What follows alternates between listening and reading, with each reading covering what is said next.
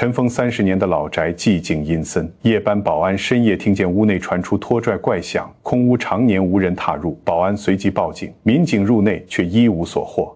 屋中一片新土，暗藏玄机，深挖竟挖出一具新尸，密闭老宅凭空现尸，诡异异响背后掩埋着一段尘封30年的隐秘往事。周伯在这栋老旧唐楼当了7年看更，从没想过自己会主动拨打999。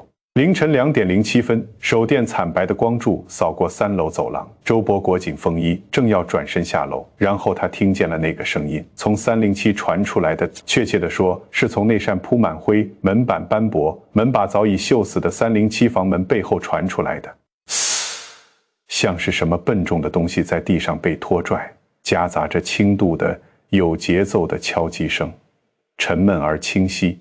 在凌晨2点钟寂静无人的楼道里，每一个音节都像是直接敲在周伯的耳膜上。307室，整栋唐楼的人都知道307室。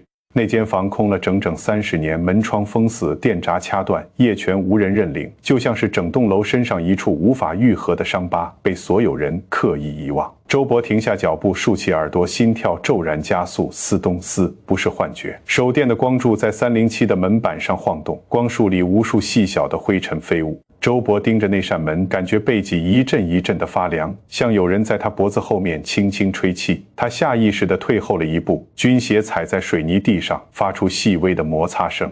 门里的声音骤然停了，寂静，像是有只无形的手瞬间捂住了307室那张看不见的嘴。周伯屏住呼吸，整个世界静得只剩下他自己的心跳声。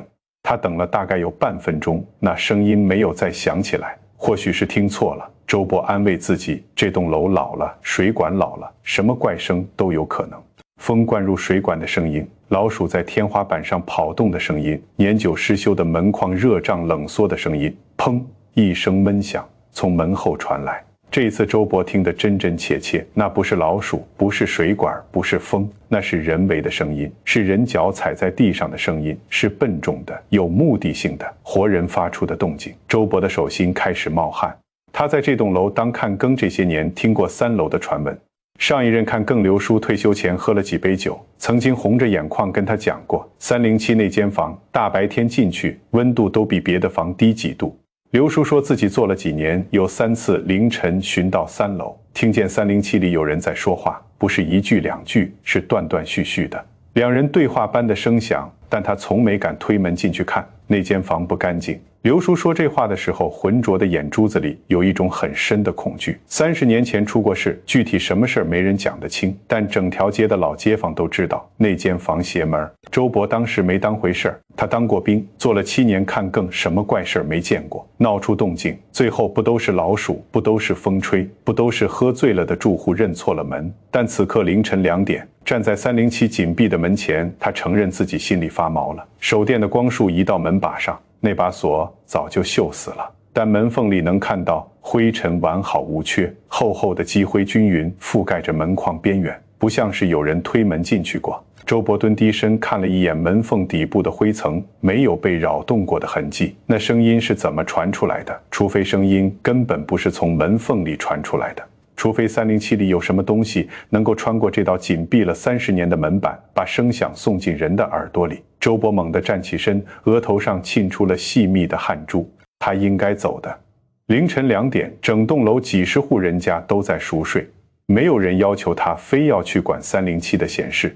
他可以当作什么都没听见，下楼回看更亭，冲杯浓茶，把这件怪事埋在肚子里，就像刘叔当年做的那样。但他是看更，说的好听是看更，说的直白就是他拿了管理公司的薪水，职责范围包括这栋楼的所有公共区域。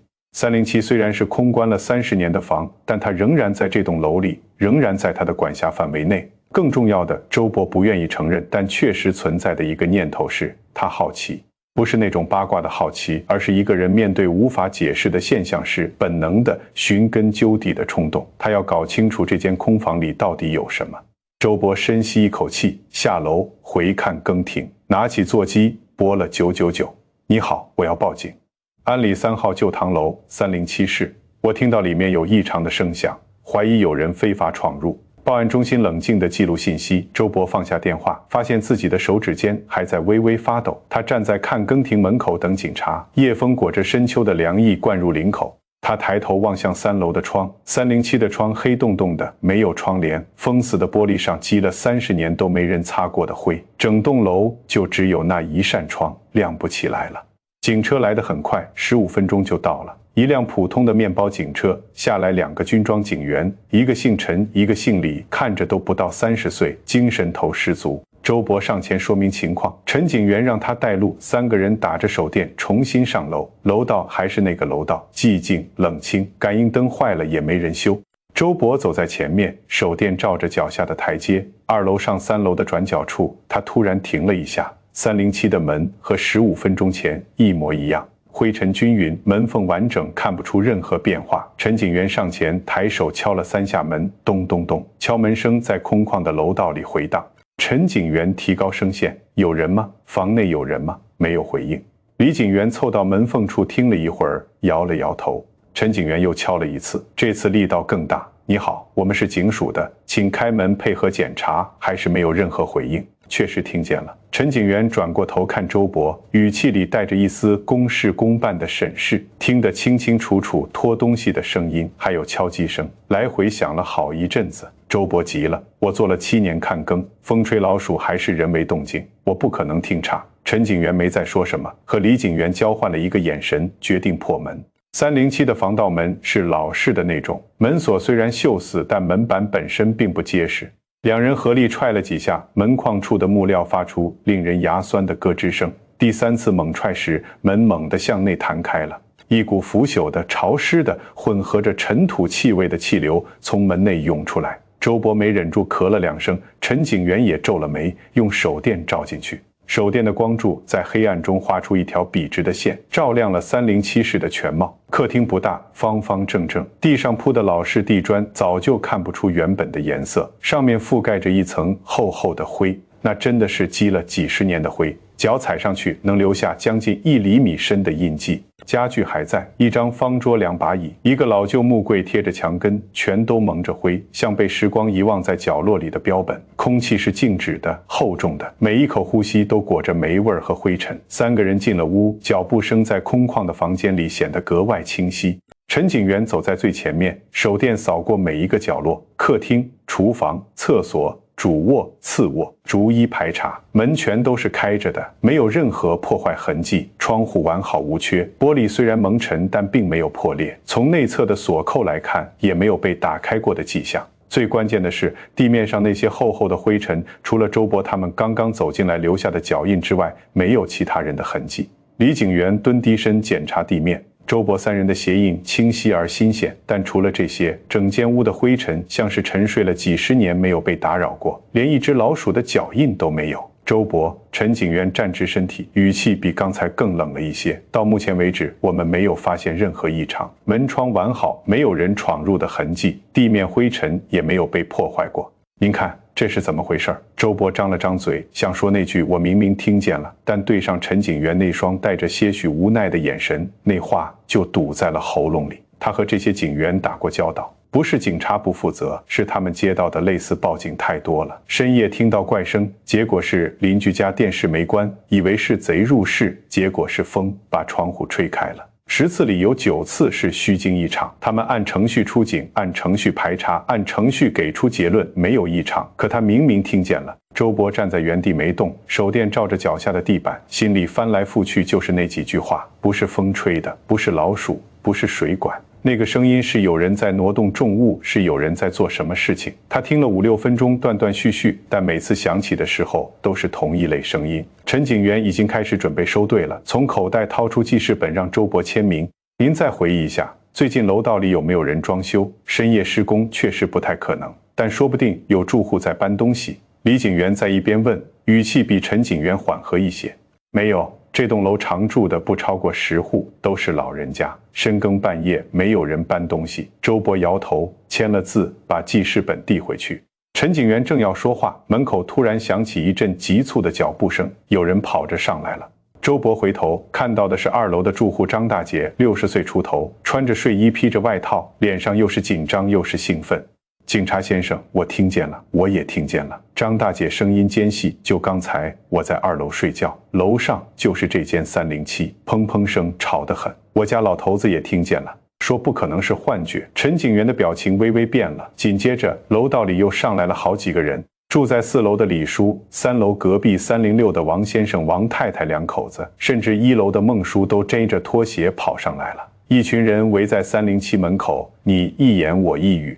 这间房邪门得很，30年了，闹了多少次动静了。我之前也听到过，跟人讲没人信，这次警察来了，正好查清楚了。你们年轻人不知道，这307以前的业主走的时候就不对劲，连夜搬走的东西都没拿齐。周伯注意到人群里有一个人的表情格外不同，那个人站在楼道转角处，没有靠太近，一只手插在裤袋里，另一只手夹着根没点的烟。67岁的样子，头发花白，瘦高个，背微微佝偻。那是这栋楼里住得最久的老住户王德厚，街坊都叫他德叔。德叔的眼睛一直盯着307敞开的门，盯得很紧，眉头拧在一起，面色不太好看。周伯看他的时候，正巧和德叔对上了视线。周伯冲他点了一下头，德叔的眼神却闪了一下，像被针扎了似的，猛地移开了目光，转过身就往楼下走了。那个反应太快了，快到不正常。周伯心里咯噔一下，但也说不上来具体哪里不对。他把那个细节记下了。陈警员面对突然涌上来的人群，不得不重新审视局面。一个人说听见可能是幻觉，2个人说听见可能是巧合，但4、5个人都说听见了，而且来自不同楼层、不同位置，这就不太可能是集体的听觉错误了。他和李警员低声商量了几句，决定再进307做一次更仔细的排查。这一次他们查得更细。李警员去了阳台，307的阳台同样封死了，铝合金窗框用铆钉固定在墙体上，外面装了防盗网，没有任何破损。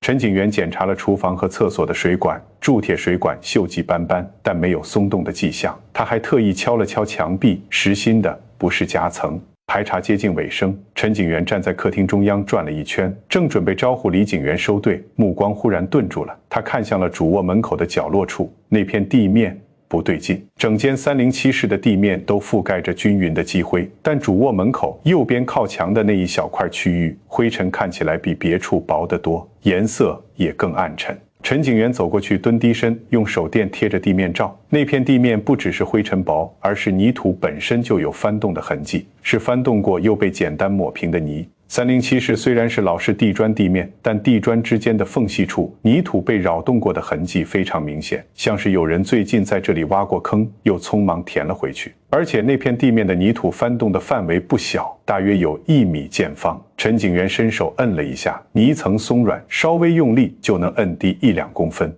而旁边没有被翻动过的地方，地砖下的泥层经过几十年沉淀，硬得像混凝土。更关键的是那股气味。陈警员凑近了些，一股不同于霉味和灰尘味的更刺鼻、更笨重的气味钻进鼻腔，不是腐烂的味道，不是化学品的味道，而是一种说不上来的、令人本能地感到不安的气息。他站起来，面色沉了下来。李哥，你过来看看这里。李警员走过来，蹲下一看，面色也变了。2人对望一眼，不需要言语交流，都意识到了一件事：这片泥土下面一定有什么东西。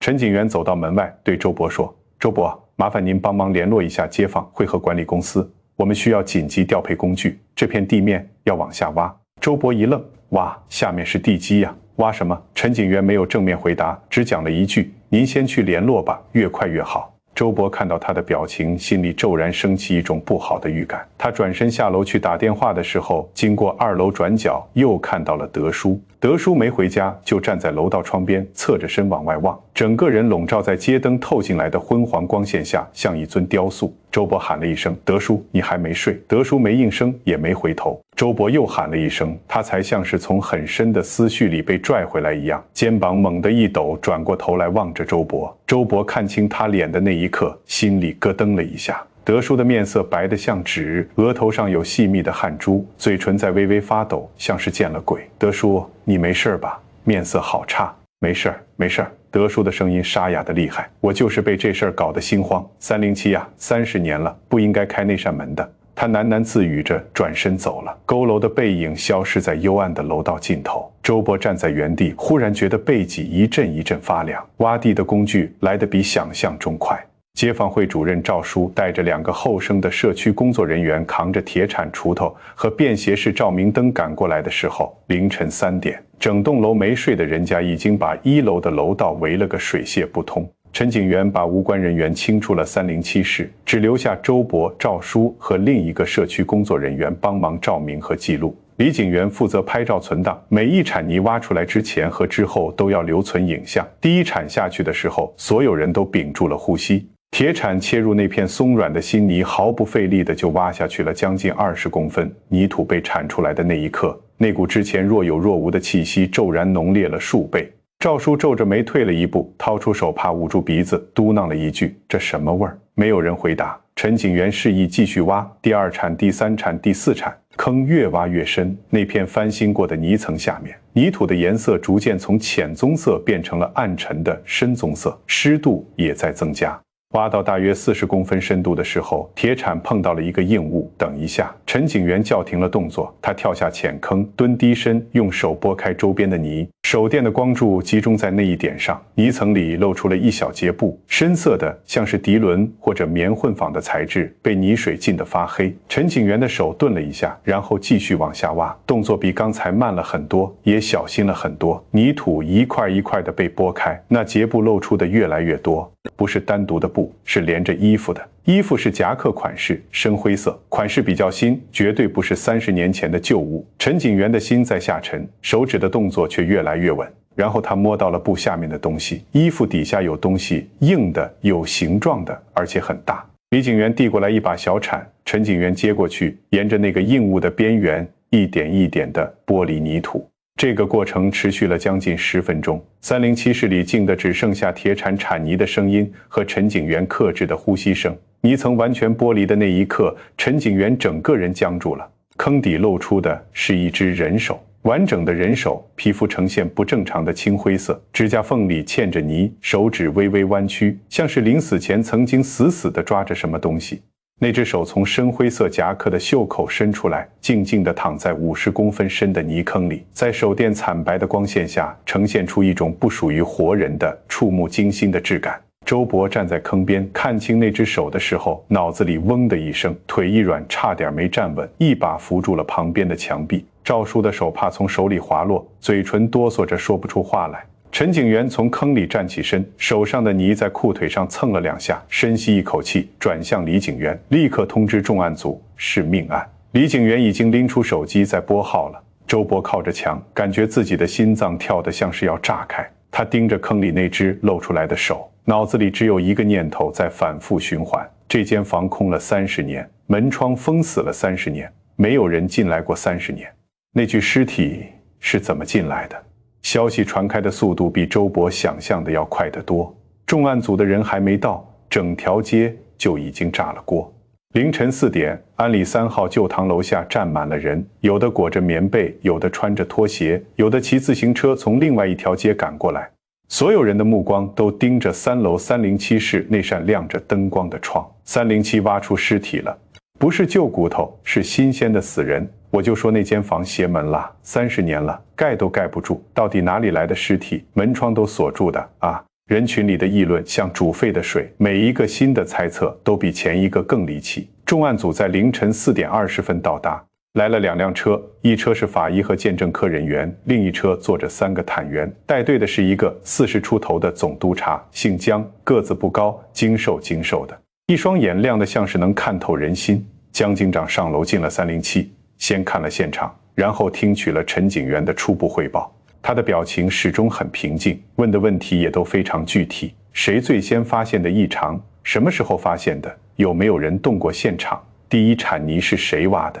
挖了多深才见到尸体？做完笔录，姜警长蹲在坑边看了很久。法医正在小心翼翼地清理泥坑周围的浮泥，露出更多尸体的轮廓。从初步暴露的部位来看，死者是一名成年男性，中等身材，身着全套深色衣物，没有明显外伤。法医初步判断死亡时间不超过1个月，具体时间需要进一步检验。姜警长站起身，走到房间另一侧，环顾四周。307室依然维持着30年前的格局，残旧的家具蒙着灰，墙皮剥落，电线外露，一切都像是时间的弃儿。但就是在这个被遗忘了30年的空间里，有人不久前挖了一个坑，埋了一具新鲜的尸体。这意味着有人能够进入这间被封死的房，而且对此非常熟悉。知道307常年无人敢靠近，门窗完好，但锁具老旧，形同虚设。房里没有人，也没有监控，是个绝佳的藏尸地点。知道这间房的传闻，街坊邻居提都不敢提，更不会有人靠近。所以凶手放心大胆地把尸体埋在这里，自信地认为永远不会被发现。结果没有算到周勃凌晨巡逻的脚步，没有算到那堵并不隔音的墙壁，没有算到一个人的责任心可以大到愿意推开通往麻烦的那一扇门。江警长在房里转了2圈，目光最后落在了门口那个老旧的木柜上。柜门打开，里面空空荡荡，但柜子底部有一道清晰的擦痕，像是有什么重物被从里面拖拽出来过。他喊来见证人员拍照取证，然后他走出307室，找到周勃，问了一个问题：周勃，这栋楼里谁住得最久？周勃几乎没有犹豫，德叔，他在这栋楼住了差不多40年。307出事那年，他就在。江警长点了点头。天色还黑得很沉的时候，法医和见证人员完成了现场初步勘查，尸体被完整挖出，装袋送走。307室被封锁带围了起来，门口贴上了封条。陈警员和李警员协助江警长做了第1轮周边走访，问话的重点是那些在老住户里口碑最好、住得最久、消息最灵通的人。德叔的名字出现在每一个人的嘴里。清晨6点，天边刚露出一线灰白色的光，江警长敲响了德叔的家门。开门的是德叔本人，和前半夜在楼道上的样子比起来，他像是又老了10岁，眼眶深陷，面色灰败，穿着一件皱巴巴的旧衬衫，领口的扣子扣错了位。他看到门口的江警长，表情没有什么变化，只是沉默地把门让开，做了个请进的手势。客厅不大，收拾的倒是整洁。茶几上放着几本发黄的杂志，旁边是一个瓦杯，茶渍厚厚的。但是江警长的目光被茶几旁边的垃圾桶吸引了，里面有一团搓皱了的纸，上面黑色的笔记渗透出来，隐约能看到几个字。江警长没有立刻动那个垃圾桶，而是坐到德叔对面，记事本摊开在膝盖上。德叔，不好意思打扰您休息，我想跟您聊聊307室的事。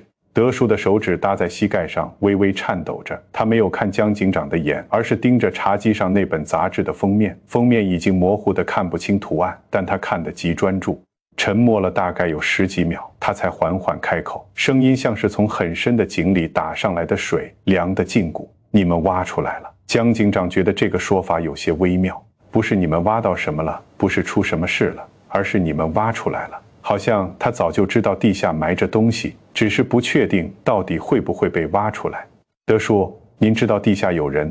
德叔摇了摇头，又点了点头，最后长长的叹了一口气，那口气绵长而笨重，像是把30年的分量都压在里面了。我不知道，不，我知道，我知道那块地早晚会挖出东西。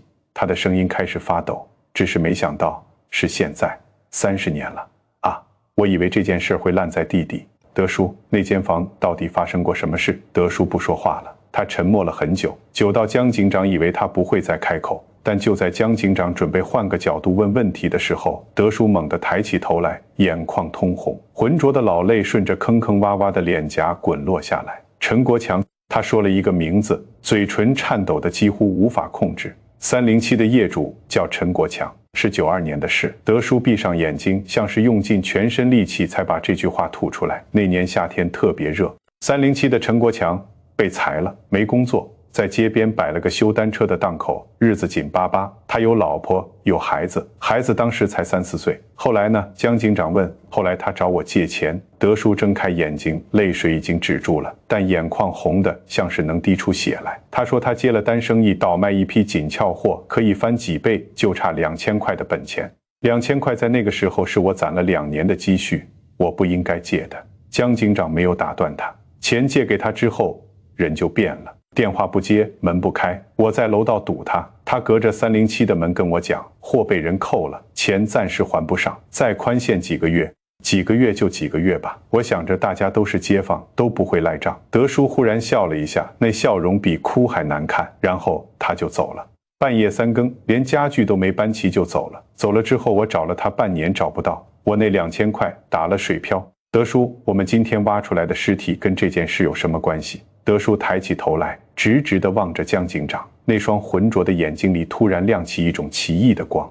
那个小伙子，他不是本地人，他是来找人的。找谁？找陈国强。江警长的大脑飞速运转。一个外地来的小伙子，专门来小镇找30年前的307业主陈国强。结果陈国强没找到，这个小伙子反而死在了陈国强当年住过的307室里。这不可能是巧合。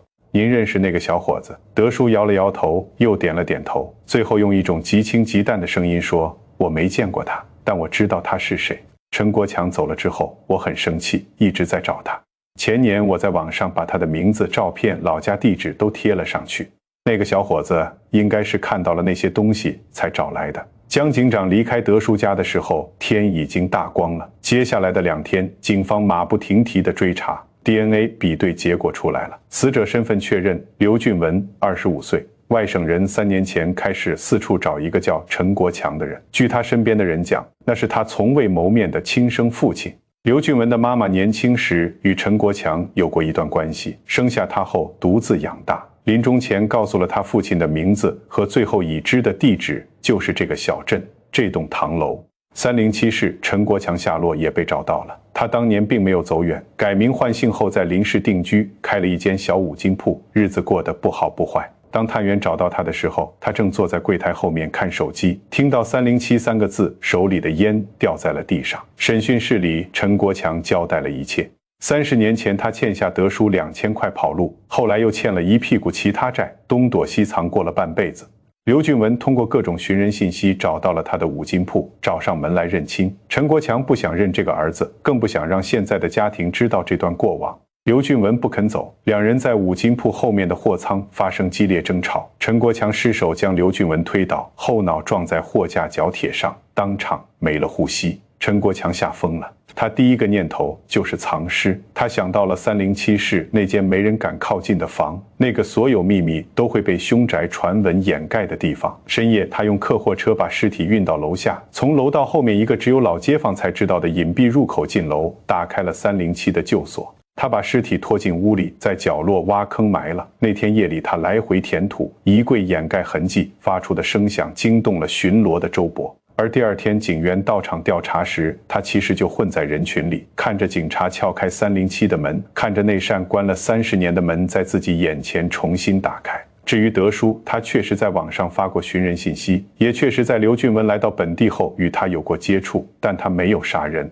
他只是在那个小伙子找上门打听陈国强下落的时候，告诉了他陈国强现在的地址。他把20年的怨气变成了一条指引，指引着那个小伙子走向自己的亲生父亲。他没有想到那条路会通向死亡。真相大白的那天，楼下又围满了人。和那天凌晨不同的是，这次是白天，阳光很好，人们脸上不再是恐惧和兴奋，而是一种复杂的、说不清道不明的表情。有人感叹陈国强丧心病狂，有人唏嘘德叔30年执念一场空，有人心疼那个从未见过父亲却搭上了性命的小伙子。也有人提到周伯，说他那晚要是没听见、没在意、没报警，这具尸体会不会永远烂在307的地底下？周伯站在看更亭门口，听着这些话，没有出声。他想起那天凌晨手电照在307门板上的样子，想起那声闷响，想起自己的心跳声。他当时怕得想转身就跑，但他没有跑。他走下楼，拎起电话拨了999。就是因为那个电话，一具尸体没有长埋地下，一场谋杀没有成为永远的秘密，一个小伙子没有在异乡的土地里无声无息的腐烂。307室的门重新锁上了，封条还在，但这间房不再是凶宅了，因为所有人都知道了，那里面没有什么鬼魂，没有什么灵异，只有一个杀人的父亲，一个被埋葬的儿子和一个藏了30年不敢见光的秘密。世间最可怕的从不是空屋邪祟，而是藏在人心底的私心和旧债。夜半一响吓不住人，唯有亏心之事难藏一辈子。周伯关上看更亭的门，给自己冲了一杯浓茶。窗外秋日的阳光正好照在那栋旧唐楼的墙上，307的窗反射着金灿灿的光，像整栋楼终于睁开了那只闭了30年的眼。但浮生会梦露感慨，世间最可怖的从不是唐楼凶宅异象，而是人心暗藏的私心与旧债。血缘终究抵不过良知底线，一念贪念毁了半生亲情，30年执念也难抹平亏欠。从来没有藏得住的秘密，亏心事终会败露，这就是人性最真实的写照。我是浮生会梦露，愿你守住本心，无愧于人。点赞订阅，浮生皆故事，人海见人心。我们明天见。